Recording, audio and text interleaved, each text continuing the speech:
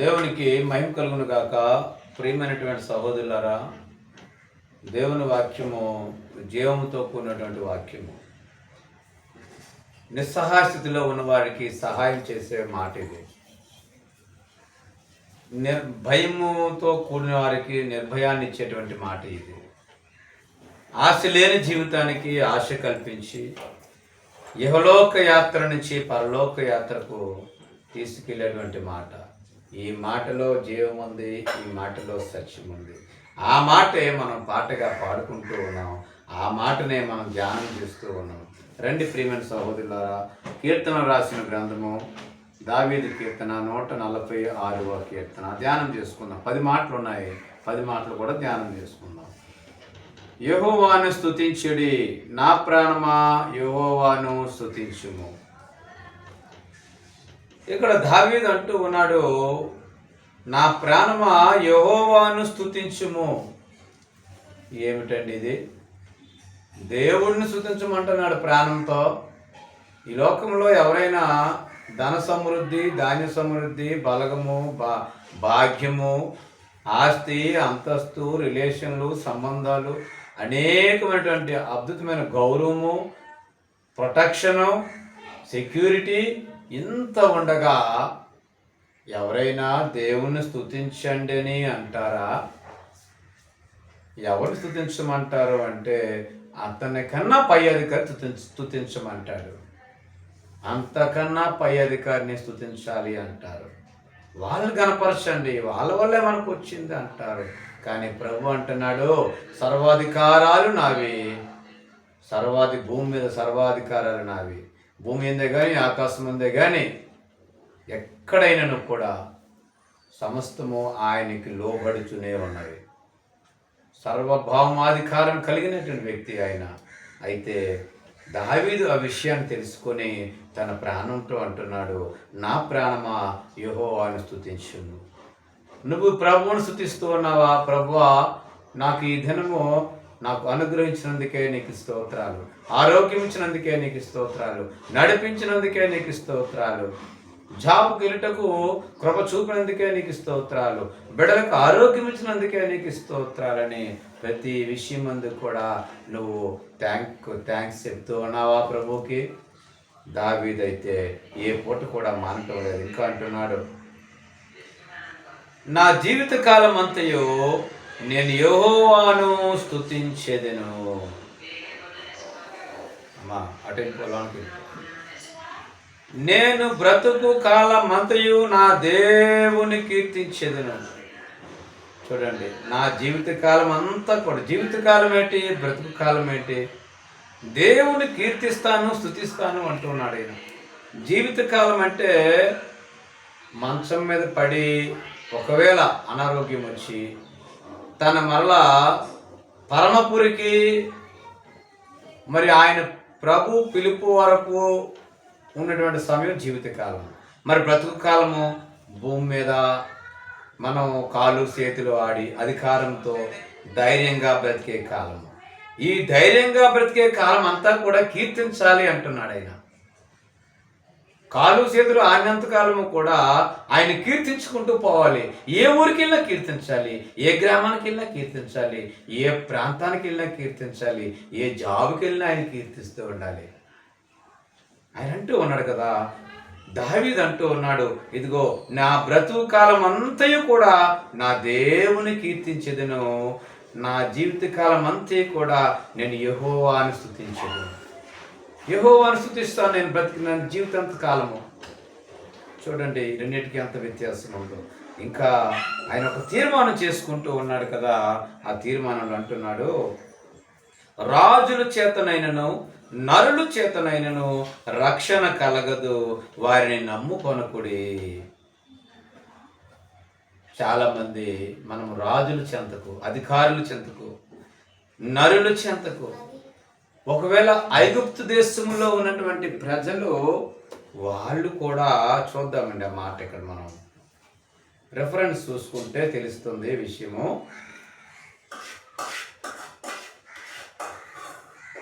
రాజుల చేతనైనను నరుల చేతనైనను ఐగుప్తీలు ఒకవేళ వాళ్ళని ఆశ్రయించామనుకో, వాళ్ళు ధనవంతులు కదా, అమెరికా వాళ్ళు ధనవంతులు కదా, అమెరికా వాళ్ళ దగ్గరికి వెళ్ళి ఆశ్రయం పొందితే ఎంత బాగుంటుంది. అమెరికా గుర్రాలు కానీ, అమెరికాలో ఉన్నటువంటి ఆ యొక్క ఆయుధాలు కానీ మనకు రక్షణ ఇస్తాయి కదా అని అనుకుంటున్నామేమో. కానీ వారిని నమ్ముకొని కూడా ఐగుప్తీయులు మనుషులే గాని దేవుడు కారు. ఐగుప్తీయుల గుర్రములో మాంసమయములే గాని ఆత్మ కాదు. యెహోవా తన చేయి చాపగా సహాయం చేయువాడు జోగుపోతుడు, సహాయం పొందేవాడు పరిపోతుడు. వారందరూ కూడి shall fall down and they shall fail together. They shall fail. ఎందరూ కలిపి పడిపోతారు, నాశనం అయిపోతారు. సహాయం పొందుకునేవాడు చనిపోతాడు, సహాయం చేసేవాడు, ఎందుకంటే ఆయన చెయ్యి చాపితే చాలు. అందుకే ఆయన వైపు చూడకుండా నువ్వు ఎవరి వైపు చూస్తే, అందుకే అంటున్నాడు, రాజుల చేతనైనను నరుల చేతనైనను రక్షణ కలగదు. రాజుల చేతనైనను నరుల చేతనైనను నీకు రక్షణ కలగదు. కీర్తన 60:11 అంటున్నాడు కదా, మనుషుల సహాయము వ్యర్థము, శత్రువులను జయించుటకు మాకు సహాయము దయచేయము ప్రార్థన చేస్తున్నాడు. మనుషుల సహాయం వ్యర్థం. ఈరోజు ఎవరు సహాయం కొరకు ఎదురు చూస్తున్నావంటే ఆ మనుషుడు సహాయం చేయాలి, ఈ అధికారులు సహాయం చేయాలి. ఏమి నువ్వు నమ్ముకున్నటువంటి దేవుడు బలవంతుడు కాదా, సత్యవంతుడు కాదా? నువ్వు నమ్ముకున్నటువంటి దేవుడు భాగ్యవంతుడు కాదా? నీకు సహాయం చేయలేడా? మంచి జ్ఞానవంతుడు కాదా? అనంత జ్ఞాని కాదా నీ దేవుడు?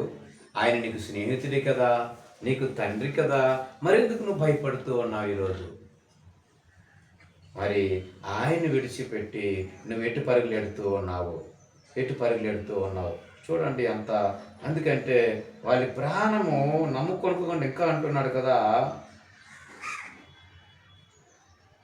యెషయా గ్రంథము, వారి నాసికా రంధ్రములలో ప్రాణము గల నరుని లక్ష్య పెట్టకము, వారిని ఏ విషయంలో ఎన్నిక చేయవచ్చును. నాసికా రంధ్రంలో ప్రాణం ఉంది, ముక్కులో ప్రాణం ఉండగానే సప అయిపోతుంది. ఆ ప్రాణం పోతే మరి అటువంటి వాడిని ఆశ్రయిస్తే ఏం సుఖము? ప్రభు వాళ్ళు చేయి చాపితే వాడి మీద వాడు పడిపోతాడు, సహాయం చేయవాడు పడిపోతాడు, సహాయం పొందుకునేవాడు కూడా పడిపోతాడు. కాబట్టి వారిని నమ్ముకొనవద్దు. వారి సంకల్పములు, వారి ప్రాణము వెడలిపోవును, వారి మంటి పాలవుతారు. వారి ప్రాణము పోద్దే, మంటి పాలవుతారు. వారి సంకల్పములు నాడే నశించును. వారి సంకల్పాలు పనికిరావు. ఎవరికి వారి ఆలోచనలు పనికిరావు, నాశనం అయిపోతూ ఉంటాయి. తెలుసా మీకు? చూద్దామండి. వారి సంకల్పాలు నాశనం అయిపోతూ ఉంటాయి అంటున్నాడు. నరులు మరణమై కదలలేక పడి ఎందురు, నరులు ప్రాణం విడిచిన తర్వాత వారు ఏమై పోదురు. నరుడు మరణమై కదలలేక సంకల్పాలు ఉండవండి. ఎన్నో ప్లానింగ్లు వేస్తారు. ఈ రాత్రి ధనవంతుడు అనుకున్నాడు, కొట్లు విప్పాలి, విస్తారంగా పంట పండింది, మరి కొట్లు విప్పాలి, ఇంకా ఈ యొక్క స్టోర్ రూములు ఎరగొట్టాలి, మళ్ళా కట్టాలి. ఎన్ని సంవత్సరాలు ఇంకాను కరువు వచ్చినా నాకు మాత్రం కరువు రాదు, నా ప్రాణమా తిను తాగుము సిక్కించుము అని తన ప్రాణంతో తన యొక్క ఆస్తిని బట్టి గర్విస్తూ ఉన్నాడు ఆ వ్యక్తి. అయితే ఆస్తిని బట్టి గర్విస్తూ ఉన్నాడు. ఇక్కడ ప్రభువారు అంటున్నారు, వారి సంకల్పముల నాడే నశించును. ఆ రాత్రే వాడి సంకల్పాలు, ఆ రాత్రే వాడి ప్రాణము, ఆ రాత్రే వాడి ప్రణాళికలు, ఆ రాత్రే వాడి ప్లాన్లన్నీ కూడా ఫెయిల్యూర్ అయిపోయి వెళ్తే ఒక్కసారి. ఎవనికి యాకోబు దేవుడు సహాయకుడగునో, ఎవడు తన దేవుడని యెహోవా మీద ఆశ పెట్టుకొనునో. చూడండి,